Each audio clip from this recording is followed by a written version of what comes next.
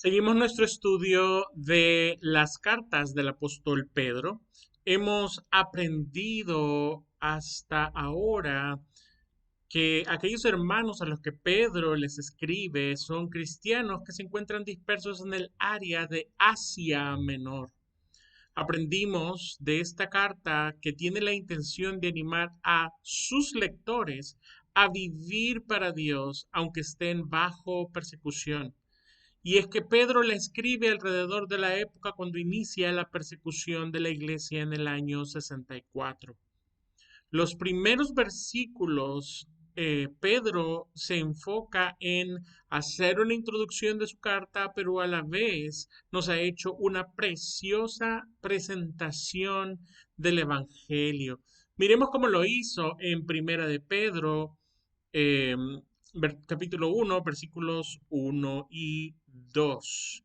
Y dice de la siguiente manera, dice, Pedro, apóstol de Jesucristo, a los expatriados de la dispersión en el Ponto, Galacia, Capadocia, Asia y Bitinia, elegidos según la presciencia de Dios Padre en santificación del Espíritu, para obedecer y ser rociados con la sangre de Jesucristo. Gracia y paz os sean multiplicadas. Miremos cómo, vemos cómo Pedro nos está presentando la obra salvífica siendo responsabilidad de la Trinidad. Tomamos un tiempo anteriormente para entender este concepto en nuestro estudio anterior y dijimos que el Padre nos escoge con un nombre propio.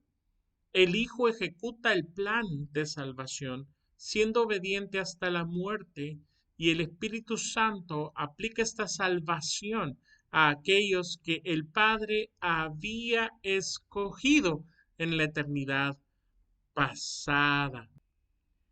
En la porción de las Escrituras que estudiaremos el día de hoy, el apóstol Pedro nos presenta los primeros argumentos que se convertirán en la esperanza del creyente en Cristo que lea esta carta y que serán la razón para que él se sienta fortalecido en medio de la persecución.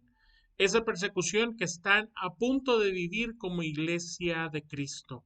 En el pasaje que vamos a leer el día de hoy, lo encontramos en los versículos a continuación, que son siempre Primera de Pedro, capítulo 1, versículos 3 al 12, que dice de la siguiente manera.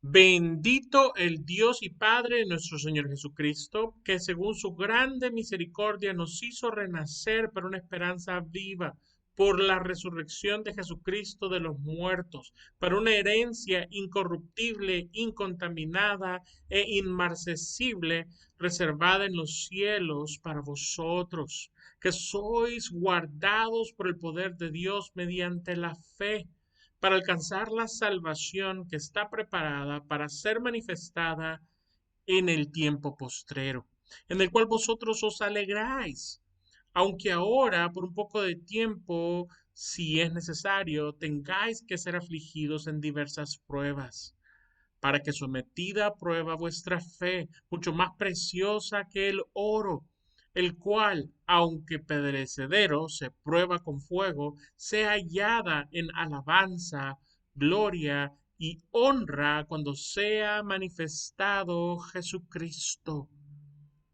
a quien amáis sin haberle visto, en quien creyendo, aunque ahora no lo veáis, os alegráis con gozo inefable y glorioso, obteniendo el fin de vuestra fe, que es la salvación de vuestras almas. Los profetas que profetizaron de la gracia destinada a vosotros, inquirieron y diligentemente indagaron acerca de esta salvación, y escudriñando qué persona y qué tiempo indicaba el Espíritu de Cristo que estaba en ellos, el cual anunciaba de antemano los sufrimientos del Cristo y las glorias que vendrían tras ellos, a esto se les reveló que no para sí mismos, sino para nosotros, administraban las cosas que ahora os son anunciadas por los que os han predicado el Evangelio por el Espíritu Santo enviado desde el cielo. Cosas en las cuales anhelan mirar los ángeles. Mis amados hermanos, oremos y pidamos al Señor que dirija este tiempo en su palabra. Señor, agradecemos infinitamente la oportunidad que nos das de llegar delante de ti y la oportunidad que nos das de abrir las escrituras con libertad y, Padre, aprender de la historia, pero sobre todo de tu palabra, Señor, de este mensaje que tienes para nuestra vida. Llena nuestro corazón de esperanza, así como los creyentes del primer, segundo y tercer siglo fueron llenados, Señor, por esa esperanza que da el Evangelio, Señor. A pesar de que no estamos viviendo todavía las mismas tribulaciones que ellos, Señor, que nuestro corazón siempre tenga argumentos para agradecerte, glorificarte, honrarte, para estar satisfechos en ti, Señor. Ponemos todo esto en tus manos y te pedimos que abras nuestro entendimiento a tu palabra en el nombre de Jesús. Amén y amén. Bien, entonces entremos directamente, mis amados hermanos, a Primera de Pedro y solo vamos a leer el primer versículo para poder avanzar. Dice, bendito el Dios y Padre de nuestro Señor Jesucristo, que según su grande misericordia nos hizo renacer para una esperanza viva por la resurrección de Jesucristo de los muertos. Bien, bendecir a Dios el Padre es uno de los primeros resultados que ocurre al entender la forma trinitaria del milagro de nuestra salvación. En cuanto aceptamos que Dios Padre es de quien depende el plan, de Dios el Hijo depende la ejecución y del Espíritu Santo depende la aplicación a través de proveernos de fe. Lo primero que vamos a hacer es bendecir, glorificar y agradecer al Padre por habernos elegido. Este agradecimiento necesariamente viene de reconocer que la decisión unilateral de Dios es quien fue, sin tomar en cuenta nuestra voluntad original, decide salvarnos del pecado y de la muerte, que era nuestra voluntad original, que era lo que nosotros habíamos elegido.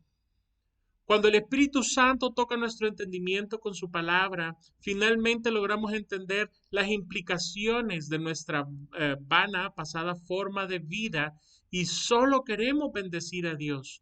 Y es que desde la perspectiva de los redimidos, la salvación es un acto puro de misericordia de parte de Dios. Primero entendiendo que Dios es misericordioso. En uno de mis pasajes favoritos de toda la Biblia, Dios se presenta a Moisés y le revela su nombre. Y es Dios mismo quien pronuncia su nombre frente a Moisés. Estamos hablando de Éxodo 34, del versículo 6 al versículo 7. Y pasando Jehová por delante de él, proclamó, Jehová, Jehová, fuerte, misericordioso y piadoso, tardo para la ira y grande en misericordia y verdad, que guarda misericordia a millares y que perdona la iniquidad, la rebelión y el pecado, y que en ningún modo tendrá por inocente al malvado, que visite la iniquidad de los padres sobre los hijos y sobre los hijos de los hijos hasta la tercera y cuarta generación. Ahora, de forma que cuando Dios proclama su nombre, Él quiere que se sepa que Él es fuerte, que Él es misericordioso, piadoso, y vuelve a enfatizar dos veces más que Él es misericordioso y que además Él es perdonador. De tal forma que es obvio que Dios puede ser misericordioso, pero también la Biblia es clara para mostrar que la misericordia de Dios no es obligatoria para Él. Él ejerce su soberanía y Él da la misericordia como quiere. Por eso el apóstol Pablo nos dice en Romanos 9:16, dice, así que no depende del que quiere ni del que corre, sino de Dios que tiene misericordia. En el contexto cercano de cuando Dios le revela su nombre a Moisés, que lo acabamos de leer, esto es decir, en Éxodo 34, 6 y 7, el versículo anterior, Dios mismo le asegura a Moisés que revelará su nombre y va a mostrarle a Moisés quién es Dios y que esto es un acto de misericordia que depende de la soberanía de Dios y no fue un premio que se había ganado Moisés, no fue la recompensa por haber sacado al pueblo de Egipto y haberle hecho caso, no. Dios le dice en Éxodo 33:19, le dice así, dice, y le respondió, hablando de Dios a Moisés, yo haré pasar todo mi bien delante de tu rostro y proclamaré el nombre de Jehová delante de ti y tendré misericordia del que tendré misericordia y seré clemente para con el que seré clemente. Literalmente, Dios decide con quién tiene misericordia y Dios decide con quién es clemente. De igual manera en la redención, en su soberanía, Dios decidió tener misericordia de nosotros y salvarnos, por lo cual su nombre es bendito. De nuevo, regresando a, a nuestro texto de hoy, por eso Pedro dice, bendito el Dios y Padre de nuestro Señor Jesucristo, que según su grande misericordia nos hizo renacer para una esperanza viva por la resurrección de Jesucristo de los muertos. Hay dos ideas que se nos presentan. La primera depende totalmente de la segunda. La primera es que hemos renacido para tener una esperanza real. La segunda idea es que el respaldo de la esperanza que tenemos es que nuestro Señor Jesucristo resucitó de entre los muertos. Así nos lo dice Hechos 13 del 29 al 31. Y habiendo cumplido todas las cosas que de él estaban escritas, quitándolo del madero, lo pusieron en el sepulcro, mas Dios le levantó de los muertos. Y él se apareció durante muchos días a los que habían subido juntamente con él de Galilea a Jerusalén, los cuales ahora son sus testigos ante el pueblo. Es 100% seguro que Cristo murió en la cruz, tanto que fue sepultado, pero al tercer día Dios lo levantó de los muertos. El cristianismo mismo nace del testimonio de aquellos que lo vieron muerto y luego fueron testigos de su resurrección. Así que de una forma certera podemos decir que Él resucitó. Así de real es la esperanza que tenemos, a la que hemos renacido, según dice el apóstol Pablo en Primera de Tesalonicenses 4:14. Mire cómo lo dice el apóstol Pablo. Dice, porque si creemos que Jesús murió y resucitó, así también traerá Dios con Jesús a los que durmieron a los que durmieron en él. Es real que Jesús murió y resucitó, Por ello nuestra esperanza es real. Y el apóstol Pedro, en ese sentido, continúa en los versículos 4 y 5, primera de Pedro 4 y primera de Pedro 1, 4 y 5 de la siguiente forma. Dice así: para una herencia incorruptible, incontaminada e inmarcesible, reservada en los cielos para vosotros, que sois guardados por el poder de Dios mediante la fe, para alcanzar la salvación que está preparada para ser manifestada en el tiempo postrero. Pedro llama a nuestra esperanza una herencia, pero no es cualquier herencia. Tiene la cualidad de que es incorruptible, que está incontaminada y que es inmarcesible, es decir, que no se marchita.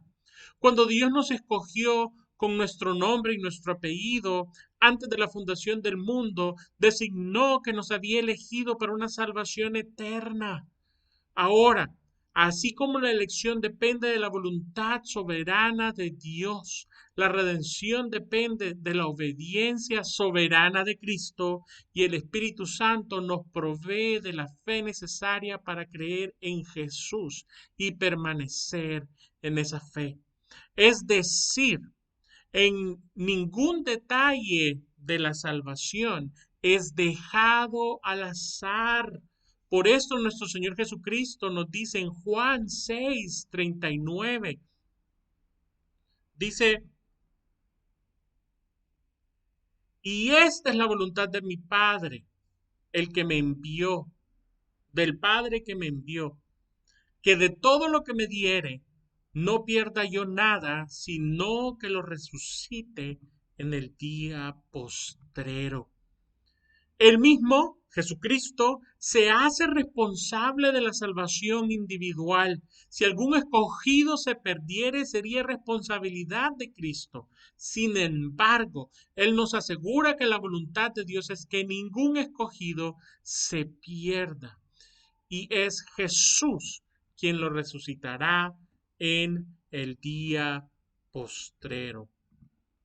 Ahora, Dios nos ha escogido para que el Espíritu Santo aplique en nosotros la sangre salvadora de Cristo.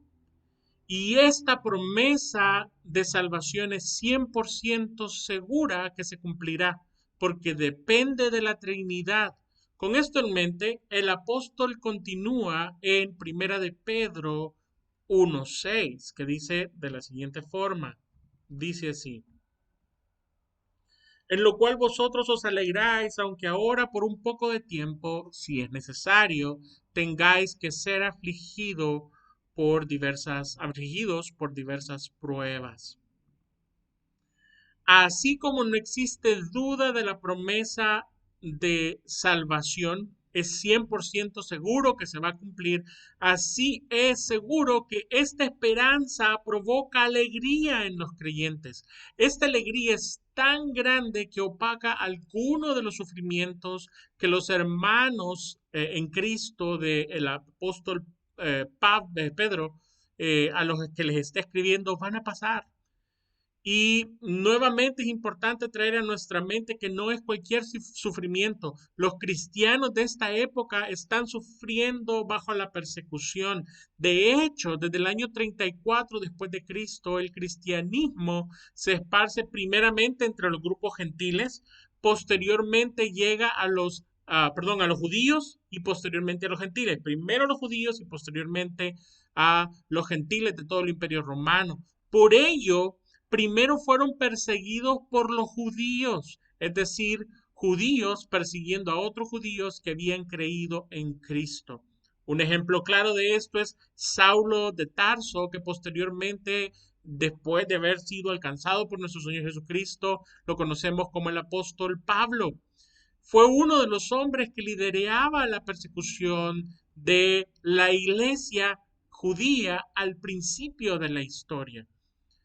Esta se extendió por mucho tiempo y justo es cuando esta carta se escribe que están en la víspera de una segunda persecución. Si la primera fue por los judíos, la segunda es una persecución del Imperio Romano contra los cristianos, de la cual ya hemos hablado. Resulta interesante que Pedro ocupa la frase por un poco de tiempo en comparación a los sufrimientos terrenales contrastados con la maravillosa esperanza del creyente. Por un lado, los sufrimientos terrenales siempre son temporales. Por otro, la salvación y la esperanza son eternas. Así que la única forma de entender los sufrimientos terrenales frente a la esperanza que tenemos en Cristo es considerarlos poco tiempo, entendiendo las implicaciones de este corto tiempo de aflicciones. Es que muchos creyentes sufrirán el rechazo social, como le pasó a todos los discípulos, a los 12 apóstoles. Algunos de ellos sufrirían la pérdida de seres amados fruto de la persecución. La persecución probablemente les quitó un hermano, una esposa, un esposo, un hijo. Otros tendrían daños físicos o llegarían hasta morir. Pero en comparación a la esperanza, solo pueden ser considerados como un poco de tiempo de aflicciones. Así el apóstol afirma que hay alegría en los creyentes por la esperanza eterna, que no lo quita el sufrimiento pasajero. Además continúa en el siguiente versículo, mire lo precioso que dice Primera de Pedro, capítulo 1, versículo 7. Dice así: para que sometida a prueba vuestra fe, mucho más preciosa que el oro, el cual aunque perecedero se prueba con fuego, sea hallada en alabanza, gloria y honra cuando sea manifestado Jesucristo. La intención de las aflicciones pasajeras es que nuestra fe sea probada y que al haber terminado este corto periodo de tiempo sobre la tierra, la fe purificada que tendremos sea hallada para alabanza, gloria y honor. Estas palabras son muy importantes porque esta alabanza, gloria y honor vienen de Dios para con el creyente y redundan en alabanza, gloria y honor para Dios. Primero que todo, la Biblia nos ha señalado que la fe es la única forma de agradar a Dios y que de hecho tiene recompensa, según nos dice el libro de Hebreos, capítulo 11, versículo 6. Dice: pero sin fe es imposible agradar a Dios, porque es necesario que el que se acerca a Dios crea que le hay y que es galardonador de los que le buscan.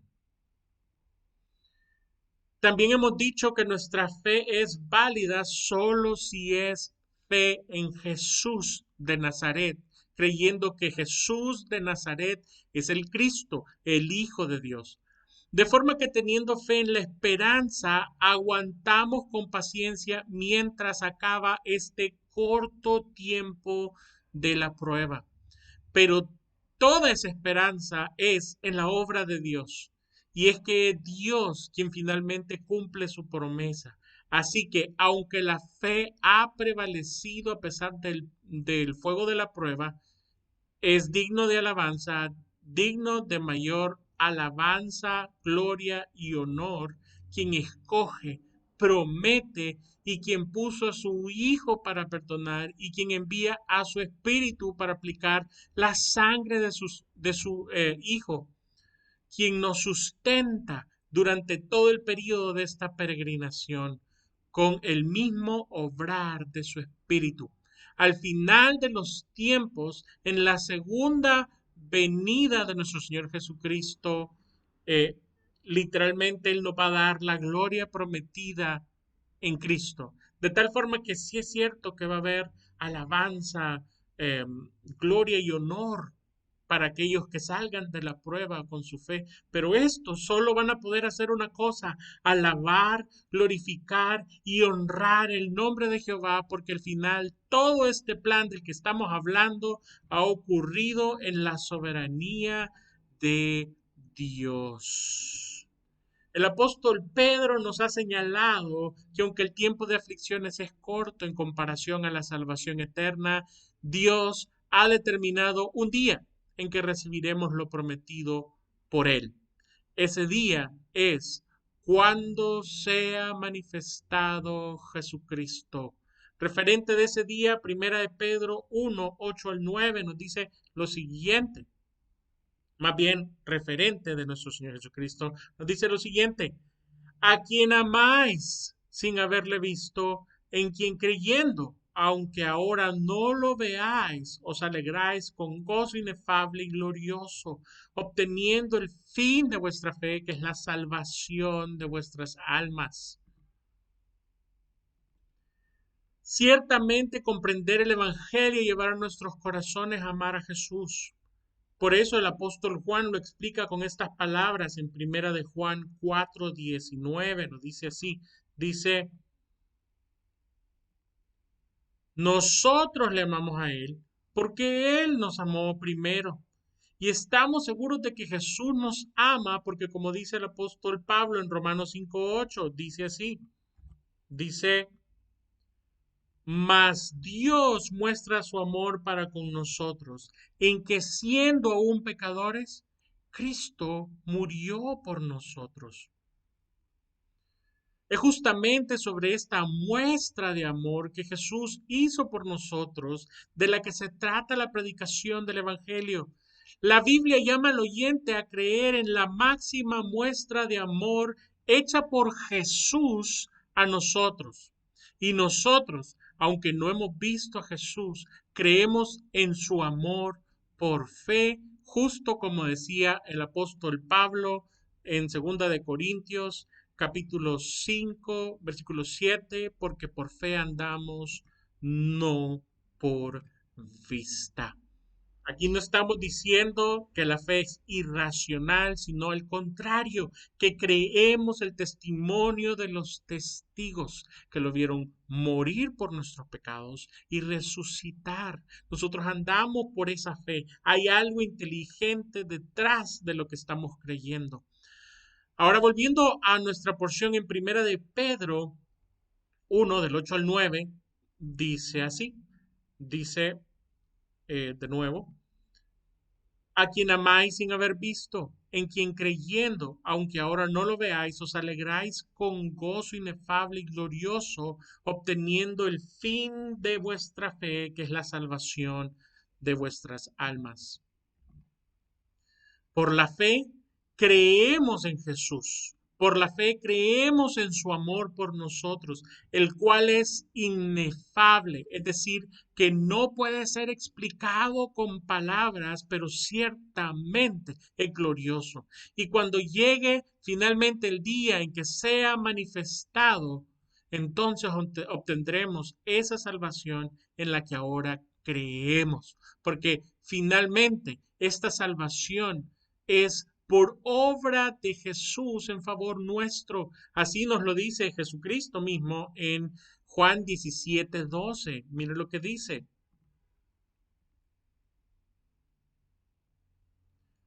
Cuando estaba con ellos en el mundo, yo los guardaba en tu nombre.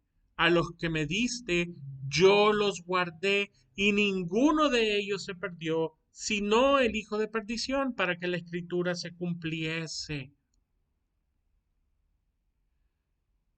En la manifestación de Jesucristo, hablando de los días postreros, ninguno de los que Dios ha escogido, ninguno de los cogidos por nombre, por Dios Padre en la eternidad pasada, se perderá. Nuevamente leemos esto en las palabras de nuestro Señor Jesús en Juan 10, 27 al 30, cuando dice de la siguiente manera, dice así.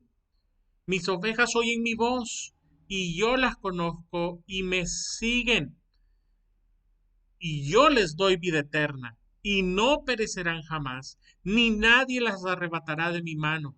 Mi Padre que me las dio es mayor que todos, y nadie las puede arrebatar de la mano de mi Padre. Mi Padre y yo y el Padre uno somos. a pesar de las aflicciones que durarán un poco de tiempo, nosotros amamos a Jesús por sus muestras de amor por nosotros. Y cuando Él vuelva, nuestra salvación eterna se manifestará completamente. Que el Evangelio, este que hemos creído, es una preciosa esperanza que literalmente ha llegado hasta nosotros y nos ha llenado completamente. Este Evangelio no es el plan B de Dios. Ha sido, es y será siempre el plan único que Dios diseñó y ejecutó para la salvación de sus elegidos. Por esto, durante el transcurso de todo el Antiguo Testamento, Dios lo anuncia y lo desarrolla al punto que los profetas se maravillaban de la gran cantidad de detalle que tenían en la información que Dios les anunciaba. Por esto dice el apóstol Pedro en Primera de Pedro 1:10, dice así, dice, los profetas que profetizaron de la gracia destinada a vosotros inquirieron y diligentemente indagaron acerca de esta salvación. Este versículo nos deja claro una vez más aquello que en otros estudios hemos remarcado, y es la unidad de la Biblia. Existe una relación directa entre el Antiguo y el Nuevo Testamento. Esta relación es totalmente interdependiente. Si invalidamos uno de los dos, ambos pierden validez. Si pensamos que uno ya no tiene vigencia, entonces también volvemos obsoleto al otro. Generalmente identificamos el Antiguo Testamento con la ley y el Nuevo Testamento con la gracia. El apóstol Pablo nos dice lo siguiente referente a la ley. Nos dice en Romanos 10:4, dice, porque el fin de la ley es Cristo, para justicia a todo aquel que cree. La palabra traducida como fin aquí es la palabra griega telos. Y esta hace una referencia a la meta o el objetivo de la ley, que es Cristo. No podemos entender plenamente la intención de la ley si no lo hacemos a la luz de Cristo. Por otro lado, sin la ley no tenemos una forma de identificar quién es el Cristo. No se habría establecido un método expiatorio y de perdón legal. Ahora, sobre la vigencia de la ley, no existe un solo versículo en toda la Biblia que nos diga en alguna porción del Nuevo Testamento, del Antiguo Testamento, que esa porción ya no está vigente. Y es que si por alguna razón la ley ya no estuviese vigente, como algunas veces los cristianos tendemos a asumir, la validez de la muerte de Jesucristo tampoco está vigente y habría necesidad de otro acto redentor, pero ahora eh, sin un proceso establecido. Pero lo que sí nos dice la Biblia, de hecho nos dice Jesús referente a la ley, al Antiguo Testamento, lo dice de la siguiente manera en Mateo 5:17 al 19. Dice así, dice, no penséis que he venido a abrogar la ley o los profetas. No he venido para abrogar, sino para cumplir. Porque de cierto os digo que hasta que pasen el cielo y la tierra, ni una jota ni una tilde pasará de la ley hasta que todo se haya cumplido. De manera que cualquiera que quebrare uno de estos mandamientos muy pequeños y enseña a los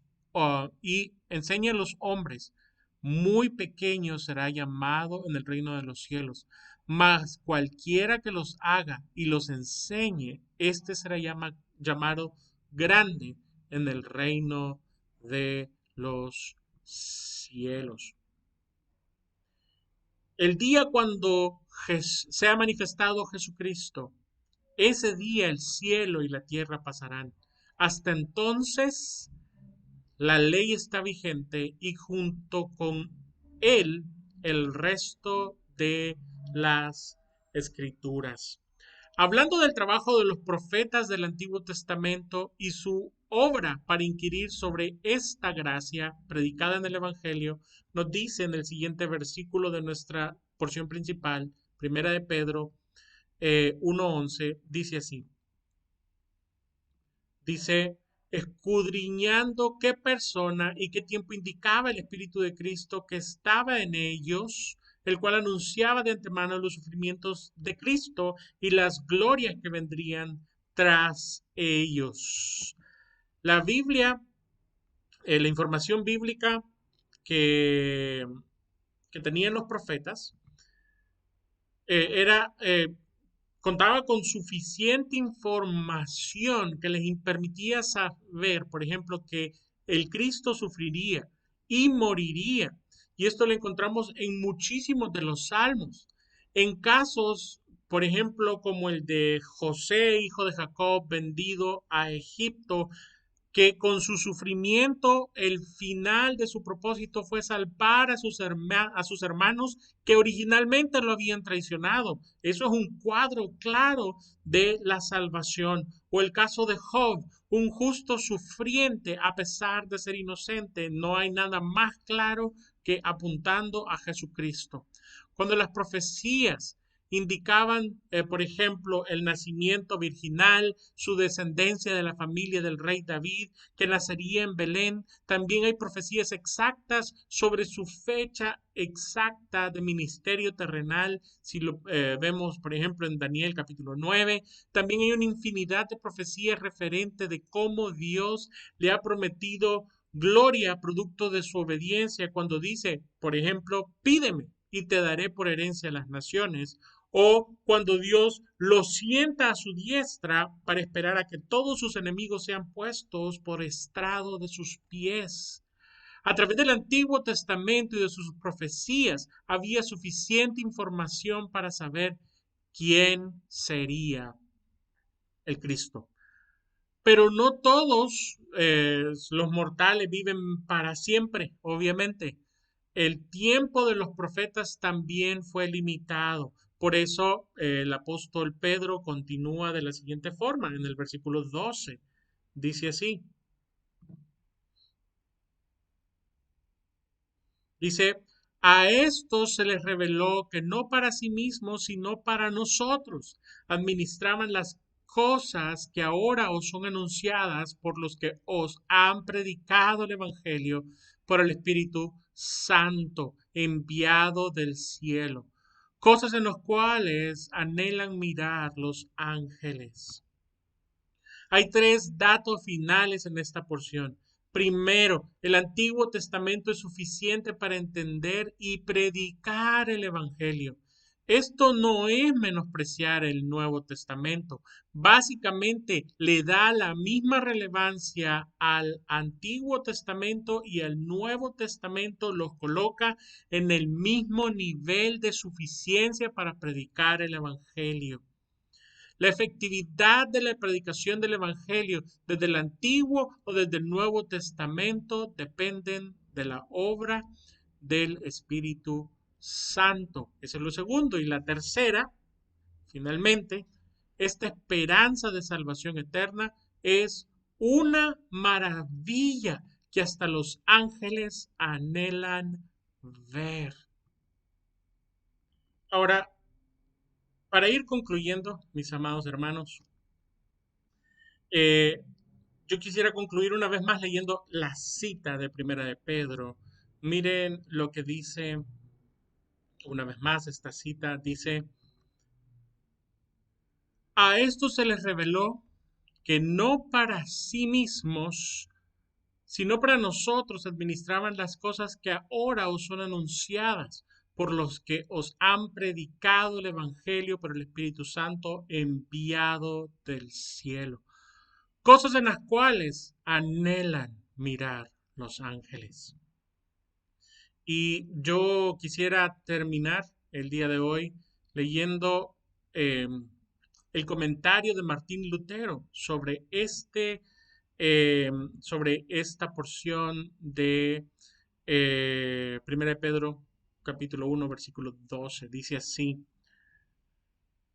Para esto nos sirve la ayuda de los profetas, pues ellos nos han prestado un servicio con sus profecías, en el sentido de quien quiere estar en el reino de Cristo debe saber y guiarse por el hecho de que ha de sufrir mucho antes de llegar a la gloria. Con ellos estaremos seguros de dos cosas: de que la gran gloria del reino de Cristo es ciertamente nuestra y que vendrá después, y que, no obstante, le debe preceder cruz, oprobio, miseria y menosprecio y toda clase de sufrimiento por causa de Cristo, para que no perdamos el ánimo debido a la impaciencia o la incredulidad, ni desesperemos de la futura gloria que será tan grande que aún los ángeles mismos anhelan verla. Mis amados hermanos, la riqueza que tenemos en la salvación, que está asegurada por nuestro Señor Jesucristo, que ninguno se perdió, que esa es la voluntad de su Padre, que nos asegura que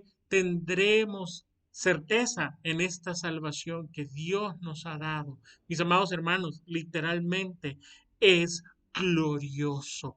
Gloria a Dios por su palabra. Que la esperanza de la salvación eterna conforte nuestras almas al enfrentarnos a diversas pruebas. Señor, queremos agradecerte por este tiempo que nos has dado en tu palabra. Queremos pedirte en el nombre de nuestro Señor Jesucristo que nos ayudes a mantener nuestro corazón fuerte en medio de las aflicciones, a recordar siempre que son pasajeras, que son por un poco de tiempo y que no son nada en comparación a esta esperanza que tenemos, a esta salvación que nos has prometido en nuestro Señor Jesucristo. Gracias porque nos escogiste para esta herencia. Es cierto, Señor, que nosotros habíamos escogido lo contrario. Es cierto que hemos caminado hacia la otra dirección, pero también es cierto que tú has venido con tu Espíritu Santo, nos has traído hasta nuestro Señor Jesucristo, has aplicado tu sangre salvadora y Jesús nos ha prometido que ninguno de los escogidos por el Padre ha de perderse. Bendito seas tú, bendito sea tu nombre. Déjanos la certeza de esta esperanza en nuestros corazones. Ayúdanos a entenderlo más profundamente, aunque tenemos toda la eternidad para darnos cuenta de todo lo que significa, pero ayúdanos a entenderlo más profundamente en el nombre de Jesús. Amén y amén. Mis amados hermanos, ha sido un honor compartir este tiempo con ustedes. Que Dios les bendiga.